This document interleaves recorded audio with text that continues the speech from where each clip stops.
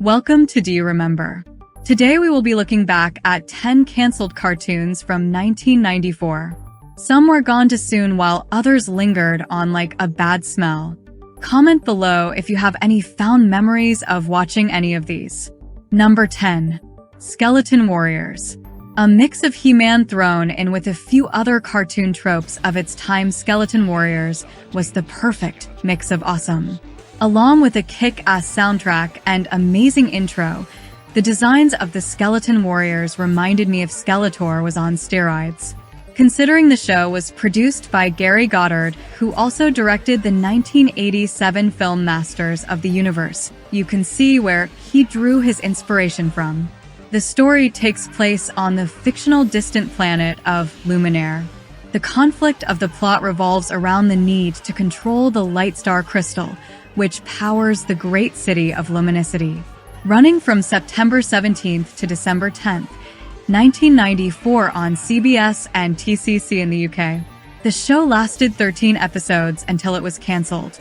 The cartoon also spawned a toy line created by Playmates Toys, a comic book limited series created by Marvel Comics, and the Skeleton Warriors video game for the Sega Saturn and PlayStation consoles developed by Neversoft and published by Playmates Interactive.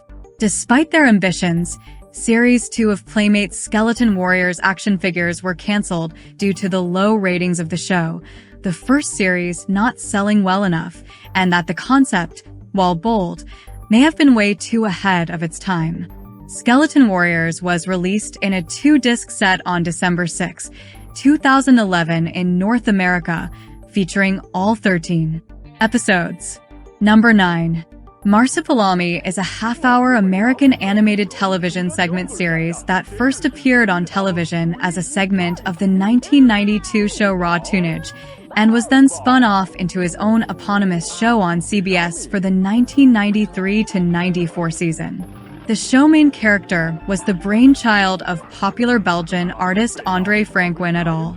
There were 3 segments in the half-hour show: Marsupilami, Sebastian, and Schnookums and Meet the Later. Represents Disney's attempt to do a more edgy cartoon in the vein of Nickelodeon's The Ren and Stimpy Show and Rocko's Modern Life. Unlike other Disney afternoon cartoons, Schnookums and Meet only aired once a week, usually Mondays. Only 13 episodes were produced. The original Marsupilami comic stories by Franquin never had a speaking Marsupilami and never featured a gorilla or elephant in the Marsupilami's wild habitat, since these species are native to Africa, while the Marsupilami species in the comic version was said to come from South America. Another change is that Disney's animated Marsupilami can speak, whereas his comic counterpart can only mimic sound like a parrot. There were 13 episodes in the series, which lasted 1 season and ended on December 11th, 1993. Reruns of the show were aired on the Disney Channel from October 1994 to June 1995 and later on Toon Disney. Each of the 13 episodes would feature one new Marsupilami short, then one short either featuring Sebastian the Crab or Schnookums and Meet, and then an old Marsupilami short from Raw Toonage. If you're expecting to see reruns of the titular character on Disney Plus, you will be disappointed. As of September 1997, U.S. District Senior Judge Edward Rafiti ordered Disney to pay Marcy BV nearly $10.4 million in damages for breaching its promise to make 13 half-hour episodes. The lawsuit stated that Disney favored some of the company's other franchises such as Aladdin or The Little Mermaid. Won by March 1999, Disney still owed $9.3 million to Marcy BV. After completion of paying these damages, Disney ceased broadcast of the program on Toon Disney a few years later, ultimately putting it in obscurity as Marsa Productions would produce and televise their input in Belgium, Marsupilami's country of origin. In recent years, the Marsupilami has been given a new lease of life and introduced to a new audience and fan base via next-gen games consoles in Marsupilami Hub Adventure. Number 8. Monster Force. Set in the year 2020.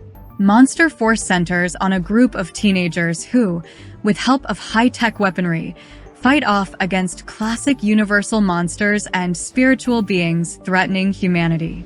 Some of the crew have personal vendettas. Example 1 has the Curse of the Wolfman that has been handed down through generations, and another had a family member taken away from her by Dracula, while others fight for mankind out of a sense of altruism. The series aired in syndication alongside another Universal animated cartoon, Exo Squad. What split this apart from other cartoon animation using similar characters is that it was produced by Universal Cartoon Studios, which allowed it exclusive right to use the Universal roster of monsters to their disposal. The cartoon has clear inspiration from the 1987 film Monster Squad, which also features many of the classic Universal monsters. The series ran for a single-season run of 13 episodes from April 9th to July 16th, 1994. Number 7. BattleTech. BattleTech was an animated television series based on the BattleTech franchise of the same name, produced for syndication by Saban Entertainment in 1994, written by Robert N. Skir and Marty Eisenberg, and focused on the character of Adam Steiner, a military officer in the distant future who struggles to liberate his home planet from an attacking faction. The series was noteworthy for its blending of animation techniques, with computer animation used to depict most battle sequences and traditional animation used for most other scenes.